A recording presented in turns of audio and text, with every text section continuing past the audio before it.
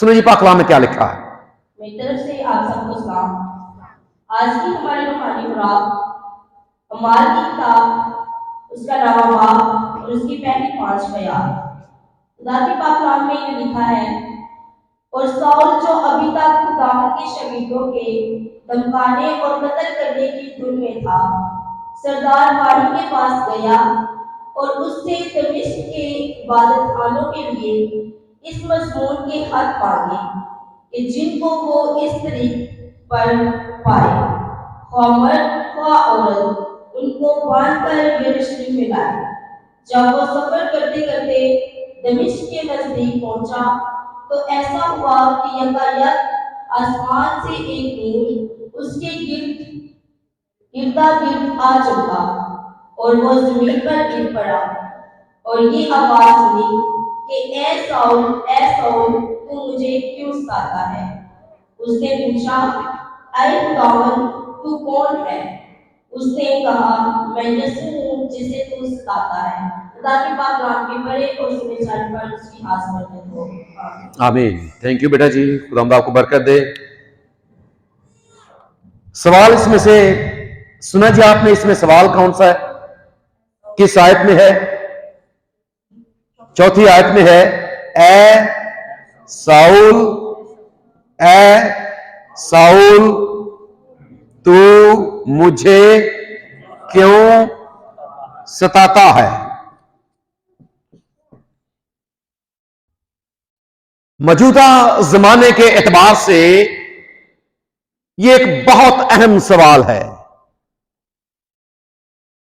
हालात को, मामलात को सामने रखते हुए यह एक इंतहाई, यूं अगर कहा जाए, वैसे तो जितने भी सवालात किए गए हैं इसमें कोई शक नहीं है, वो सारे के सारे बहुत अहम हैं। लेकिन हालात को सामने रखकर जब हम बात करते हैं तो यह सवाल बड़ा अहम है। यह किया किससे गया है जी? साउल से किया गया है। करने वाला कौन है? खुदावंद यीशु मसीह है। कि तू मुझे क्यों सताता। यह बात याद रखे, कई बार इंसान कुछ ऐसे काम करता है जो उसकी अपनी नजर में दुरुस्त होते हैं। वो एक खास सोच, एक खास इरादे को लेकर आगे बढ़ता है। उसकी अपनी ये सोच होती है कि जो मैं कर रहा हूं वो बिल्कुल दुरुस्त है। और कई बार वो ये भी सोचता है कि ऐसा करने से ना सिर्फ मैं अपने आप के लिए बल्कि मैं अपने मजहब के लिए भी एक बड़ा अहम काम कर रहा हूं। अगर हम साउल के नुक्ता नजर से इस सवाल के पस मंजर में जाएं तो इस साउल की भी यही सोच थी। इसकी सोच यह थी कि ये जो एक नया मजहब जिसने जन्म लिया है और जिसका बानी खुदावंद यीशु मसीह, जिसके पैरोकारों की तादाद दिन ब दिन बढ़ती जा रही है, इसकी अपनी सोच के मुताबिक यह था कि इसे खत्म करना चाहिए। और ऐसा करके दरअसल यह सोच रहा था कि मैं अपने दीन की खिदमत कर रहा हूं और एक इंतहाई अहम काम सरंजाम दे रहा हूं, और वो काम कर रहा हूं जो मुझे करना चाहिए बहसियत एक ईमानदार और अपने मजहब का पैरोकार होने के नाते से। यकीनन इसके ज़हन में भी शायद वो हवाला भी जरूर होगा। गिनती की किताब का 25वां बाब और उसकी पहली 16 आयात में एक वाकया दर्ज है जिसमें एक मर्द और एक औरत की वजह से खुदा ने एक वबा को अपने लोगों के दरमियान में भेज दिया और हजारों लोग मर गए थे। फिर एक शख्स ने बहादुरी करके उन दोनों को मौत के घाट उतार दिया और यह वबा फिर इस्राएलियों में से मौकूफ हो गई। और इसकी दानिश्त में जब उस शख्स ने यह काम किया तो खुदा ने इसे कबूल किया और अपने लोगों को बचा लिया।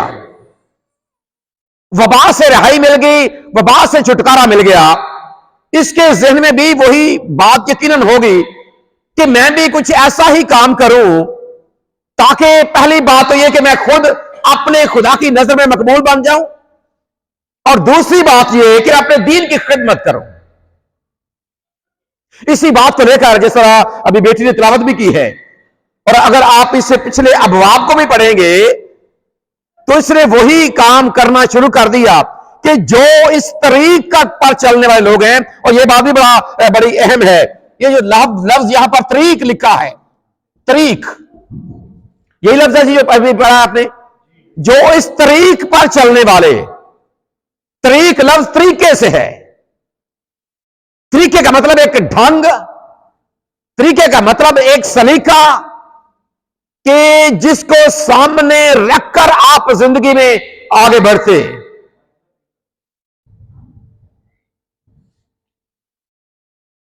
तरीक दरअसल ये वो पहला लफ्ज है, ये बात भी बड़ी अहम है, ये वो पहला लफ्ज है जो बाइबल मुकद्दस में नए हदरामे में मसीहियों के लिए इस्तेमाल किया गया है, मसीहियत के लिए इस्तेमाल किया गया है कि ये एक खास तरीके के साथ, इनका एक खास तरीका है, इनका एक खास ढंग है जिंदगी को गुजारने का, और ये जिंदगी को गुजारने के लिए एक खास तरीके पर ये अमल परा लोग हैं। ये पहला लफ्ज है जो मसीहत के लिए इस्तेमाल किया गया है। इस साउल ने भी कि इस तरीके के साथ जो दरअसल यीशु मसीह के पैरोकार हैं, जो मसीह के पैरोकार हैं और इस तरीके के साथ अपनी जिंदगी को गुजार रहे हैं, दरअसल इनको खत्म करके, इनको मिटाकर, इनको रास्ते से हटाकर दरअसल ये अपने दीन की खिदमत कर रहा। इसी बात को आगे बढ़ाने के लिए, अपने दायरेकार को आगे बढ़ाने के लिए इसने क्या किया? पहले तो ये लोकल सतह पर करता, लोकल सतह पर इसका सारा काम है, लेकिन इसने ये सोचा कि अब इस अपने दायरेकार को बढ़ाना चाहिए, मुझे बाहर भी निकलना चाहिए, दूसरे शहरों की जानिब भी रुख करना चाहिए। इसने सरदार काहिन से इस मामले में इजाजतनामे लिए और इजाजतनामे लेकर अब ये दमिश्क की जानिब अपनी टीम के साथ रमा दवा है ताकि वहां पर भी ये लोगों को सताए। और याद रखें उस जमाने में इसके इस काम करने की वजह से, अगर आप तीसरे बाब को, हमारी किताब के तीसरे बाब को पढ़ेंगे तो वहां पर इसके बारे में लिखा है कि ये तबाह करने वाला, क्या करने वाला, वहां पर जो लफ्ज लिखा है वो है ये कलीसिया का तबाह करने वाला है, तबाह करने वाला। और जो तबाह करने वाला होता है, जो किसी की भी हलाकत या बर्बादी चाहता है या तबाही बर्पा करता है, उसके लिए हमारे मुआशरे में एक लफ्ज इस्तेमाल हुआ है और उसे कहा जाता है, जिसका नाम सुनकर लोग कांप जाते हैं। जिसका नाम सुनकर जी लोग क्या होता जी? कांप जाते हैं। और लफ्ज क्या है? दहशतगर्द। और बिल्कुल ऐसा ही था, इसका नाम सुनकर कलीसिया के लोग कांप जाते थे। एक प्रेशर बिल्ड कर लिया था इसने अपने काम की वजह से, अपने इस मामले की वजह से।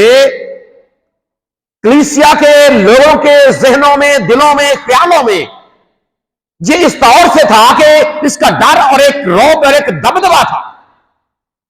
और बाद में भी हम जब ये सीखते हैं कि जब इसने मसीह को कबूल कर लिया और इसने शागिर्दों के साथ, इसने कलीसिया के लोगों के साथ जब मिलना चाहा तो उन्होंने पहल मिलने से इनकार किया, क्योंकि उनको पता था कि ये तो बर्बाद करने वाला, ये तो एक दहशतगर्द है, कहीं ऐसा ना हो कि ये हमें तबाह और बर्बाद कर दे। ये तबाह करने वाला है। अब यही परवाने लेकर जब ये दमिश्क की जानिब रवा दवा है, दमिश्क के रास्ते पर जा रहा है एक खास मकसद लेकर। अब मकसद क्या है? मकसद यह है कि ये वहां पर भी मसीहों को पकड़ेगा, वहां पर भी उनको कैद करवाएगा और वहां पर भी जितना मुमकिन हो सका जिनको तबाह करेगा और उनको सताएगा और उनको तंग करेगा। ये इसकी अपनी सोच है।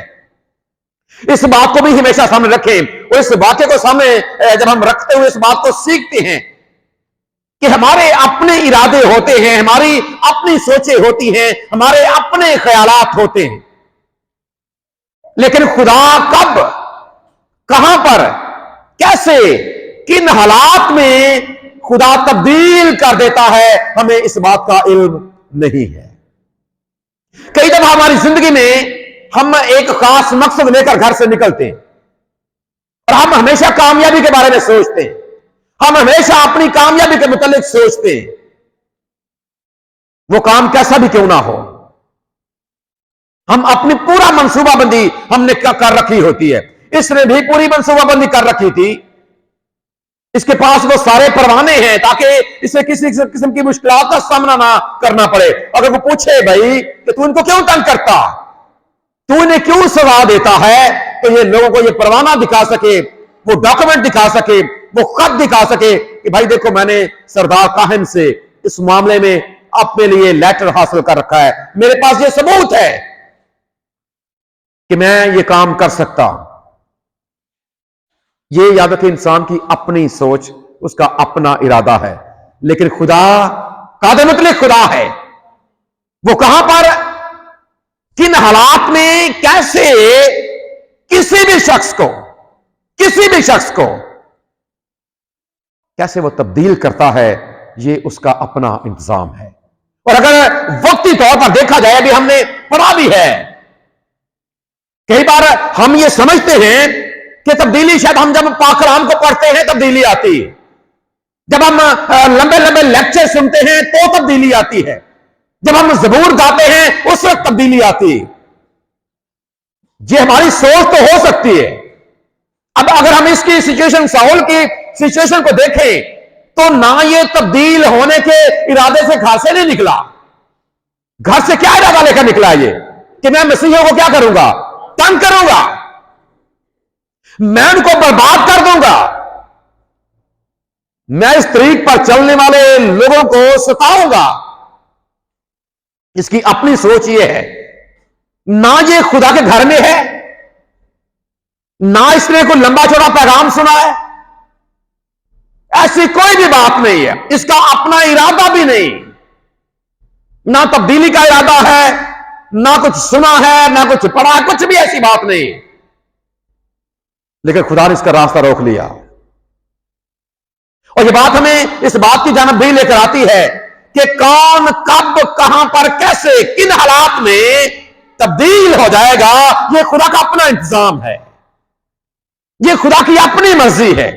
इसमें कोई शक नहीं है कि खुदा अपने कलाम का इस्तेमाल करता है, इसमें कोई शक नहीं है खुदा अपने घरों का इस्तेमाल करता है, इसमें कोई शक नहीं है कि खुदा अपने लोगों का इस्तेमाल करता है। लेकिन याद रखें, ये हमारी सोचें तो हो सकती हैं, खुदा सा करता है, इसमें शक भी कोई नहीं।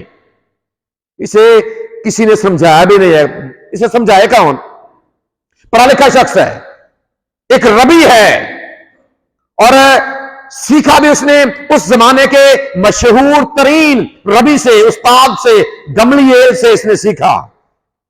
शरा का ये आलम है, खुद बजाते खुद ये पाक कलाम को अच्छे तरीके के साथ समझता है। इसे कौन समझाए? अब खुदा ने देखिए किस हालात में इसको तब्दील कर दिया, इसका रास्ता रोक लिया है। अब रास्ता रोका जो सवाल किया है, सवाल बड़ा अहम है। सवाल यह है कि ऐ साउल तू मुझे क्यों सताता? अगर बाजार देखा जाए तो ये सवाल कौन रहा है? ये सुमसी कर रहा है। अब यहां मुझे से मुराद क्या है? ये सुमसी। क्या है जी? मुझे से मुराद क्या है? ये सुमसी। और तू से मुराद क्या है? साउल। अब अगर देखा जाए तो सताने वाला साउल है, जिसको सताया जा रहा है वो ये सुमसी है। लेकिन अगर हम हालात को सामने रखकर देखते हैं या वहां पर जाकर ये जानने की कोशिश करते हैं, क्या ये वाकई ये सुमसी को सता रहा था? लिखा तो ये है कि ये इस तरीक पर चलने वाले लोगों को सताता। जो ये सुमसी के पैरोकार लोग हैं उस जमाने में, इस तरीक पर चलने वाले लोग हैं, ये तो उनको सताता। लेकिन खुदावंद ने सवाल से क्यों किया कि तू मुझे सताता है? हालांकि अगर देखा जाए तो यीशु मसीह की शायद इसके साथ डायरेक्ट ऐसी कोई भी हमें बात, ऐसा कोई वाकया बाइबल में लिखा हुआ नजर नहीं आता कि तू मुझे सताता है। लेकिन असल बात यह है, असल बात जो है इसके पीछे वो ये है कि दरअसल जो भी शख्स खुदावंद यीशु मसीह के पैरोकारों को सताता है वो असल में उनको नहीं बल्कि खुदावंद को सताता है, क्योंकि खुदा अपने लोगों को तकलीफ में नहीं देख सकता। खुदावंद यीशु मसीह, और आपको यह पता है जब हम पुराने अहद की बात करते हैं तो जब इस्राएल के लोग वहां पर मिस्र में गुलाम हैं, अगर आप उसके दूसरे बाब का मुताला करें तो वहां पर लिखा है कि खुदा ने कहा कि मैंने अपने लोगों का कहना सुना, मैंने उनके हालात पर नजर की है। ऐसा नहीं है कि याद रखें जब बाज़ औक़ात हमें इस किस्म के मामलात में से गुजरना पड़ता है, इस तरह की इज़हार सानियों का शिकार हमें किया जाता है, ये मत भूलें कि आपका खुदा आपको देख रहा।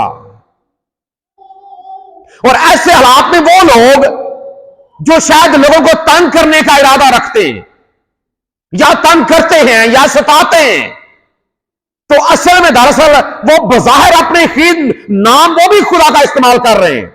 और अगर वक्ती तौर पर कलीसिया अलीपुर चट्ठा अगर अपने मौजूदा हालात को सामने रखे तो तंग आपको भी किया जा रहा है, किया जा रहा है कि नहीं किया जा रहा जी?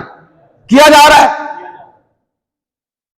नाम दूसरे भी खुदा का इस्तेमाल करते हैं, बज़ाहिर वो भी दीन की खिदमत कर रहे हैं, लेकिन कई बार याद रखें इंसान को वो रास्ता दुरुस्त मालूम होता है दीन की, वो भी दीन की खिदमत कर रहे हैं, इंसान को ये रास्ता सीधा मालूम होता है, लेकिन वो अपने आप को जांचता और परखता नहीं है कि दरअसल इस तरह करने से मैं कलीसिया को नहीं बल्कि मैं कलीसिया के बानी खुदावंद यीशु मसीह को तंग कर रहा। काश दुनिया के लोग इस बात को सोच जाएं, काश ये समझ जाएं कि ये सवाल उस वक्त जो साउल से किया गया कि ऐ साउल तू मुझे क्यों सताता है, आज ये सवाल खुदावंद उनसे पूछता कि तुम मेरे लोगों को नहीं, मेरे पैरोकारों को नहीं, मेरी कलीसिया को नहीं, बल्कि दरअसल तुम मुझे सता रहे। काश कोई इस तू की जगह पर रखकर अपनी जिंदगी पर गौर करे कि ये तू का इशारा आज मेरी जानिब है, जो मैंने खुदा के लोगों का नाक में दम कर रखा, मैं खुदा के लोगों को तंग करने की धुन में हूं। काश आज हर एक शख्स ये सोचे कि खुदा का सवाल मेरे साथ है। कहीं ऐसा तो नहीं है कि मैं अपनी दानिश में तो दुरुस्त हूं, अपनी नजर में मैं बिल्कुल ठीक काम कर रहा हूं, कहीं ऐसा तो नहीं है कि खुदा के नुक्ता नजर से मैं एक गलत काम कर रहा। अगर हम दुनिया के ओवरऑल सिचुएशन को देखें तो बड़ी दफा लोग अपने मजहब का इस्तेमाल करते हैं दूसरों को तंग करने के लिए। जरूर हमने इस बात को अपने सामने रखना, इसलिए ये जो लफ्ज है ये हमारे मुआशरे में टेररिज्म, दहशतगर्दी, दहशतगर्द आम इस्तेमाल होने वाला ये लफ्ज है। वजह क्या है कि हम अपनी नजर में दुरुस्त होते हैं, लेकिन खुदा के नुक्ते नजर से हम दुरुस्त नहीं होते। काश लोग सोचें इस बात को, समझे इस बात को। और ये बात उस वक्त साउल से की गई और आज दुनिया के हर उस शख्स के लिए है जो बज़ाहिर दुरुस्त काम कर रहा है, लेकिन काश वो खुदा के। और पिछले दिनों हमने एक और सवाल भी सीखा था, जब एक सवाल शरा के आलम से खुदा यीशु मसीह ने यह सवाल किया था कि शरीयत में, तौरात में क्या लिखा है और तू किस तरह पढ़ता है। काश दुनिया के ये इंसान बाइबल मुकद्दस को उस तौर से पढ़ना शुरू कर दे जिस तरह से या जिस सोच, जिस इरादे के साथ खुदा ने अपना पाक कलाम दुनिया को दिया है। कहा यह दुनिया उस नुक्ता नजर से सोचना और पढ़ना शुरू कर दे। हम समझते हैं अपनी अकल से, हम समझते हैं अपने तरीके से, अपनी हिकमत से हम खुदा के पाक कलाम को सीखने की कोशिश, यही वजह है कि हम गलत तरीके पर जा रहे हैं। जब आप खुदा को सामने रखकर कि खुदा ने किस इरादे के साथ, क्या खुदा ने मजहब को इस तरह इस्तेमाल करने के लिए दिया था कि हम इसका इस्तेमाल करके दूसरों को तंग करें, हम इसका इस्तेमाल करके दूसरों का नाक में दम कर दें? क्या खुदा ने इसलिए ये सारा कुछ किया है? हरगिज ऐसा नहीं है, हरगिज ऐसा नहीं है। खुदा का कभी भी ये इरादा नहीं रहा, खुदा की कभी भी ये सोच नहीं रही, बल्कि खुदा ने तो सलामती के लिए, अमन के लिए दुनिया में ये काम किया है, ताकि दुनिया में अमन और सलामती कायम हो सके। क्योंकि जब तक, याद रखें, इंसान अपनी हिकमत का इस्तेमाल करता रहेगा, जब तक वो अपनी सोच और इरादे के साथ ये काम करता रहेगा, उस वक्त तक खुदा का ये सवाल लोगों के सामने गूंजता रहेगा कि ऐ साउल, तू मुझे क्यों सताता? और जब इससे ये सवाल पूछा गया तो आगे से इसने भी एक सवाल किया कि ऐ खुदावन तू कौन है? काश हम ये भी सुने खुदा की आवाज को। वैसे तो आम ये ज़बूर गाया जाता है, हर कलीसिया में गाया जाता है, और आज हमने भी गाया है, मैं गल खुदा दी सुनागा जद करेगा कलाम। काश हम खुदावन की आवाज को सुने। जी अज दे दिन सब सुन दे हो आवाज यहोवा दी, ना पत्थर वांगर अपना दिल बनाओ तुसी भी। काश हम खुदावन की आवाज को सुने, और जिस तरह खुदा के बंदे मुकद्दस शमूएल ने यह जवाब दिया, खुदावन फरमा क्योंकि तेरा बंदा सुनता है। काश हम उस तरह सुने जिस तरह हमारा खुदा हमें सुनाता, उस जाविये से, उस एंगल से खुदा के पाक कलाम को सीखने की और समझने की कोशिश करें। और अगर याद रखें ऐसा हो तो कभी इस किस्म के वाकयात रूनुमा ना हो। तो मुझे क्यों, खुदाम तू कौन है? जब खुदाम ने आगे से जवाब दिया कि मैं कौन हूं, मैं कौन हूं? मैं यीशु हूं जिसे तू सताता है। मैं कौन हूं जी? मैं यीशु हूं जिसे तू सताता है। अब जब इसने ये आवाज सुनी तो इसके ज़हन में फौरन वो बात यकीनन आ गई होगी कि पिछले दिनों की बात है, अभी जब स्टीफनस को हमने संसार किया है तो उसने भी इसी का नाम लिया था कि मैं यीशु मसीह को खड़ा हुआ आसमान को खुला हुआ देखता हूं। इसने जब आवाज को सुना तो इसने ये यकीनन, जब ये सिनहेरेड की उस अदालत का भी ये चूंकि रुकन है, इसने कहा था ये तो वही खुदामंद, ये आवाज तो वही आवाज है जिसे हमने दबाने की, मिलकर दबाने की कोशिश की, जिसको सरदार कहना ने और हम सब ने मिलकर सलीब चढ़ा दिया ताकि इसकी आवाज दब सके। लेकिन ये कौन सी आवाज है जिसे हमने मार दिया और आज ये मुर्दों में से जिंदा होकर आज फिर ये मुझे पुकार रहा है कि ऐ साउल तो मुझे क्यों सताता? इसने यकीनन उस आवाज को पहचान लिया कि ये वही आवाज है, और यही वजह है कि ये आवाज सुनने के बाद इसकी जिंदगी यकसर तब्दील हो गई। और यही दहशतगर्द जो कलीसिया के लिए, कलीसिया को तंग करने वाला, तबाह करने वाला है। अगर आप इसी बाब की 20वीं आयत को पढ़ेंगे तो वहां पर लिखा है कि इसने डायरेक्ट ये मुनादी करनी शुरू कर दी कि खुदावंद यीशु मसीह ही दरअसल खुदा का बेटा है। इससे जिंदगी अक्सर तब्दील हो गई। लेकिन काश आज हम भी खुदा की आवाज, खुदा ये चाहता है, ये बात याद रखें, बड़े मजहबी होना ये तब्दीली नहीं है जब तक आप अंदर से तब्दील नहीं है।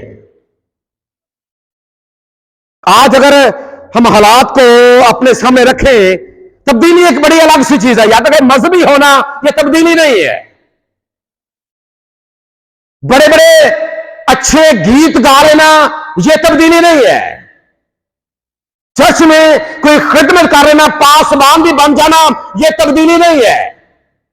एल्डर बन जाना, डीकन बन जाना, संडे स्कूल टीचर बन जाना या कोई और खिदमत सर अंजाम देना, यह तब्दीली नहीं है। अगर आप ये समझते हैं कि यह काम करके मेरी जिंदगी तब्दील हो चुकी है तो आप अपनी नजर में तो दुरुस्त हो सकते हैं, लेकिन खुदा के पाक कलाम की नजर में ऐसा नहीं है।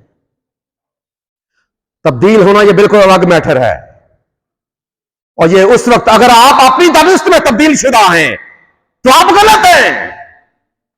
तब्दीली उस वक्त आती है जब आपका खुदा फिर आपकी जिंदगी में वाकई नजर आता है कि पहले आप दहशत गर्द से, लेकिन अब आप वाकई खुदा के खादिम हैं। पहले आपकी जिंदगी कुछ और थी, लेकिन अगर आप ये सारा कुछ करने के बाद भी आपकी जिंदगी पहले जैसे गुजर रही है, वही सोच, वही ख्यालात, वही इरादे, वही अपने आप को बड़ा बनाना, वही सारा कुछ हम समझते हैं कि हम तो बहुत बड़े बन चुके हैं, हमारी तो बड़ी खिदमत है चर्च में जनाब, बहुत बड़ी खिदमत हम करते हैं।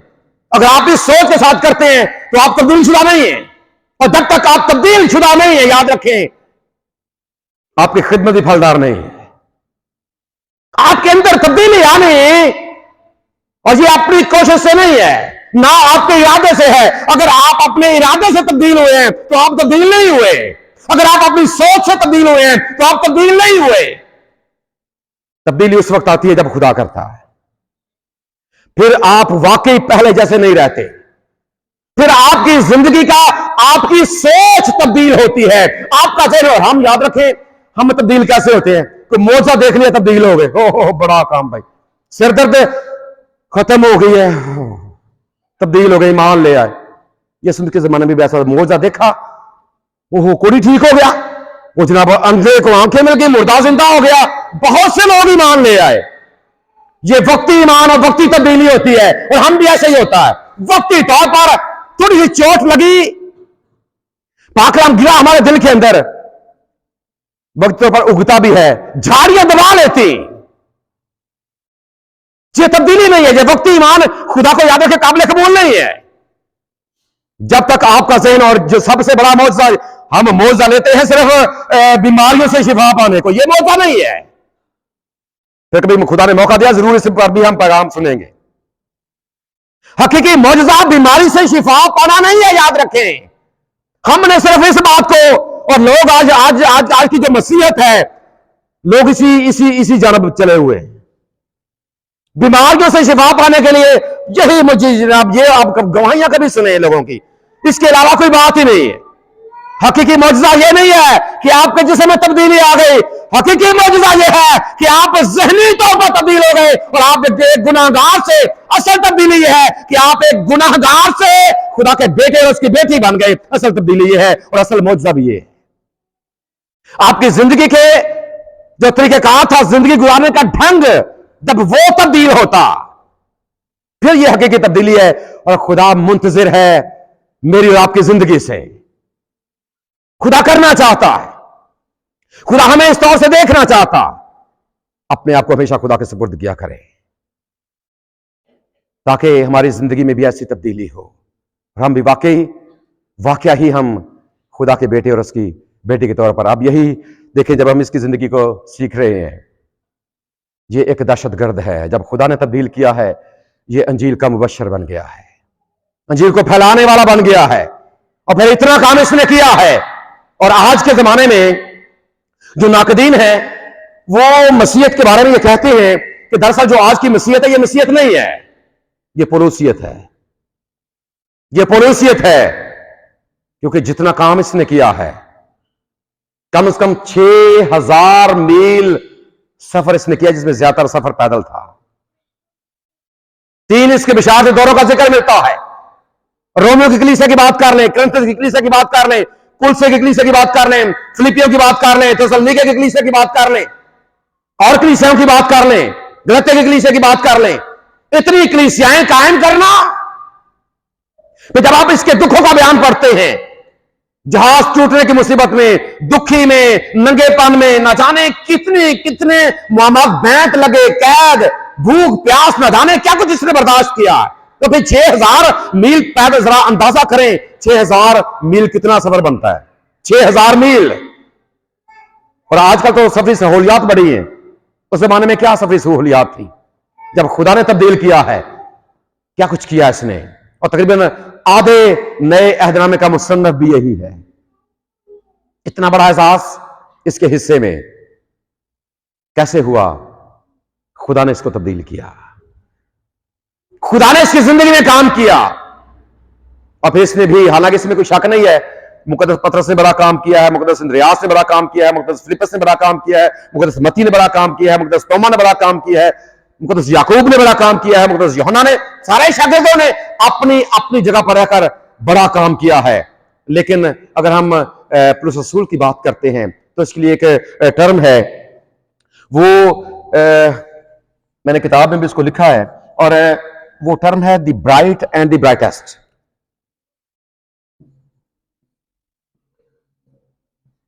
Bright and the brightest. ये ब्राइटेस्ट का पता है आपको मरियम क्या है? ये रोशनतर, सबसे रोशन। और ये टर्म इस्तेमाल की थी एक अमेरिकी सहाफी ने, जॉन एफ कैनेडी, जो उनका सदर गुजरा है। बड़े खूबसूरत काम उसने किए, उसने उसके कामों के लिए यह टर्म इस्तेमाल की थी। और बिलाशुबा हम इसे मुकद्दस पौलुस, बाकी सबको भी सामने रखकर मुकद्दस पौलुस रसूल के लिए भी इसको इस्तेमाल, ब्राइटेस्ट, सुपरलेटिव डिग्री है। सुपरलेटिव, यही बेटा डिग्री इतबार से समझते हैं इंग्लिश ग्रामर को जो बच्चे समझते हैं। सुपरलेटिव देखिए, जब गुड है, बेटर है और बेस्ट, ब्राइट, ब्राइटर और ब्राइटेस्ट, सबसे रोशन। और ये इसके कामों की वजह से है जो इसने किया मसीहत के लिए। हम क्या सबक ले रहे हैं इससे? अगर आप 139 में भी, हम भी अपनी जिंदगी में दूसरों को नुकसान पहुंचाने के चक्कर में है, क्योंकि हमारी सोच यही होती है ना, हमारी सोच यही होती है बजाय इसके। और जब हम इसकी बात करते हैं, ये समझने से कहा कि जो तुझे करना होगा। अब इसने खुदाम से ये सवाल किया कि खुदावंद तू कौन है? पहली बात कि तू कौन है जिसे मैं सताता हूं? और यकीनन इसके जहन में ये बात होगी कि अब मुझे क्या करना है? जो काम मैं पहले कर रहा हूं, जो काम मेरा पहले था, जो मैं सरंजाम दे रहा हूं, ये तो खुदाम तेरी नजर में गलत है। हालांकि मैं तो दोस्त समझता था, लेकिन तेरी नजर में अगर गलत है तो अब फिर मैं क्या कर रहा हूं? यकीन करें, अगर हम भी, दुनिया का हर एक इंसान ये समझे, ये सोचे, खुदावंद की आवाज को वाकई सुने, महसूस करे कि अब मैं अब क्या करूं? मैं क्या करूं कि हमेशा की जिंदगी का वारिस बनूं? मुझे क्या करना है? हम हमेशा दूसरों पर नजर रखते हैं। क्या करते हैं जी? हम हमेशा दूसरों पर नजर रखते हैं कि फलां क्या कर रहा है। ऐसा होता कि नहीं जी? होता जी। फलां का जब जहां का हम 4 जी इकट्ठे होते हैं ना, बीबियां खास तौर पर, मादरत ना गल करना नहीं जी, तुम देख कपड़े तो देखो, कपड़े तो देखो, फिर दूजी ना बोलेगी आओ दा बंदा बाहर ही भैन का। जाने कैसे दूसरों के बारे में सोचते हैं। आज सोचते हो गए सब फरमाइशी सूट पा के आए, कई सोचते हैं ले उतों मैचिंग कोट भी काला, सूट भी काला, थे होता ऐसा कि नहीं होता जी? ये ना सोचा होना, तुसा नहीं सोचा होना, इधर की गल कर। हम अपनी बात ने क्या किया है कि खुदावंद तू कौन है? पहली बात अपने खुदा को पहचानना, उसकी आवाज को पहचानना। मैं कहा मैं खुदा भी सुनागा, कलाम क्या है उसकी आवाज को सुनना। फिर मैं क्या, अब मुझे क्या करना है? खुदा ने उसे चुन लिया कि अब तू मेरा वसीला है, तुझे बताया जाएगा कि तुझे क्या करना है। खुदा के बंदे मुकद्दस दाऊद ने इस बात को लिखा 139 ज़बूर की 23वीं और 24वीं आयत में, वहां खुदा तो मुझे जांच, तू मुझे आजमा कि कहीं मेरे अंदर कोई बुरी रवश तो नहीं है। हम दूसरों में बुरी रवशें ढूंढते रहते हैं। काश हम ये सीखें कि हमारे अंदर क्या है। फिर हम मंसूबे बांधते हैं दूसरों के बारे में, हम किस तरह इसको डिग्रेड कर सकते हैं, किस तरह इसको जलील कर सकते हैं। हमारी नजर में तो वो दुरुस्त हो सकता है, लेकिन खुदा के पाक कलाम की नजर में नहीं, खुदा की नजर में नहीं है। जरूर आज अपने आप को इसकी जगह पर रखकर देखें, अगर हमारे अंदर भी कोई ऐसा मामला है, अपने आप को खुदा के सुपुर्द कर दें। अपने आप को खुदा के सुपुर्द कर दें कि खुदा मैं कुछ भी नहीं हूं, लेकिन मैं तेरी मिन्नत करता हूं कि तू मेरी जिंदगी में भी इस तरह की तब्दीली लेकर आ, ताकि मैं अब एक गुनाहगार ना रहूं। न जाने क्या कुछ आपकी जिंदगी में पाया जाता है और आप वो दुरुस्त समझ कर करते हैं, लेकिन खुदा चाहता है कि अब आप पहले जैसे ना रहें। और आपको यह भी पता है कि बाद में, हालांकि हम ये समझते हैं कि इसका नाम, फिर कभी मौका मिला, वो एक लंबी बहस है कि ये कहा जाता है कि ये पहले साउल था, बाद में पौलुस बन गया, लेकिन ऐसा नहीं है। दरअसल इसका ये इब्रानी नाम है साउल, और यूनानी नाम है पौलुस, उसका यूनानी नाम है, तब्दील नहीं किया गया। कई बार लोग कहते हैं कि खुदा यीशु मसीह से मुलाकात करने के बाद इसकी जिंदगी में यह तब्दीली भी आई कि इसका नाम तब्दील हो गया। ऐसा नहीं है, ऐसा नहीं है। खुदा ने इसके बाद में भी, और मैंने उस बुक में, तू मुझे बता, में मैंने इसकी पूरी तफसील दी है कि बाद में भी कैसे उसको साउल कहा गया था। ये बिल्कुल एक अलग बात है, लेकिन असल बात यह है कि नाम को छोड़ें, नाम जो भी हो, असल बात आपका जहन और आपकी सोच है, वो तब्दील होने चाहिए। और जब वो तब्दील होगी तभी जाकर आप, जब हम इसकी बात करते हैं, इसकी खिदमत की बात करते हैं, अगर आप अमाल की किताब का आखिरी बाब, उसकी आखिरी, जरा निकालें इस आयत को जी, अमाल की किताब का आखिरी बाब है, उसकी आखिरी आयत है, जरा निकालें जिसको और पढ़ दे आप इसको भी बुलंद आवाज के साथ। बड़ी खूबसूरत बात इसकी जिंदगी के हवाले से है। और वो पूरे 2 बरस अपने किराए की घर पे रहा, और जो उसके पास आते थे उन सब से मिलता रहा। जो उसके पास आते थे उन सब से क्या करता रहा? मिलता रहा, पहली बात। दूसरी, और कमाल दिलेरी से जी, बगैर रोक टोक के खुदा की बादशाही की मुनादी करता, खुदा की बादशाही की मुनादी करता रहा जी। और खुदावंद यीशु मसीह की बातें सिखाता रहा। खुदावंद यीशु मसीह की बातें सिखाता रहा। ये उसकी जिंदगी के बारे में आखिरी आयत मुकद्दसा है जो पाकला में लिखी गई है। उसकी मौत का जिक्र नहीं है, लेकिन यहां पर उसके लिए, जो अगर आप इसको ग्रामर के एतबार से इस आयत मुकद्दसा को पढ़ेंगे तो जारी है। ये एक ऐसा काम है जो, हालांकि बाद में उसे शहीद भी कर दिया गया, शहीद भी उसे किया गया और तलवार से उसका सर कलम कर दिया गया था नीरू शहनशाह के जमाने में, लेकिन उसकी मौत का जिक्र बाइबल मुकद्दस में नहीं है। ये एक आखिरी आयत बड़ी प्यारी है, इसलिए कि उसकी खिदमत जारी सारी है और आज भी उसकी खिदमत जारी सारी है।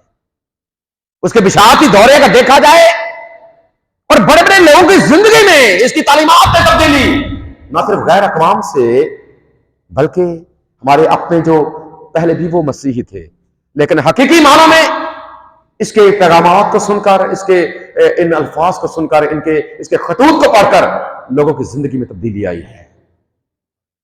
बड़ी अहम खिदमत है इसकी और ये जारी है आज भी। कैसे? हालांकि वो हमारे दरमियान नहीं है, लेकिन अगर आप फिलिपियों का खत पढ़ेंगे, उसका पहला बाब, उसकी 25वीं आयत, वहां पर लिखा है, इसने खुद कहा था कि मैं जिंदा रहूंगा, तुम्हारे साथ रहूंगा, और वो आज भी जिंदा है अपनी तसानीफ के जरिए से। जहां जहां पर बाइबल मुकद्दस जाती है, वहां वहां पर इसकी तसानीफ भी जाती हैं और आज भी लोगों की जिंदगी में काम कर रही है। और जो तो बहुत सी बातें वो सिखाता है, लेकिन एक अहम बात कि लोगों अपनी जिंदगी पर जरूर करो, गौर करो। हो सकता है आप अपने मजहब की आड़ लेकर दूसरों को नहीं, बल्कि हो सकता है आप भी अपने खुदावंद को सताने वाले बन गए हो। गौर करो, बाज आओ और हमेशा की जिंदगी के वारिस बन जाओ। हमारा खुदा हमें इस पैगाम के वसीले से बरकत बख्शे। आमीन।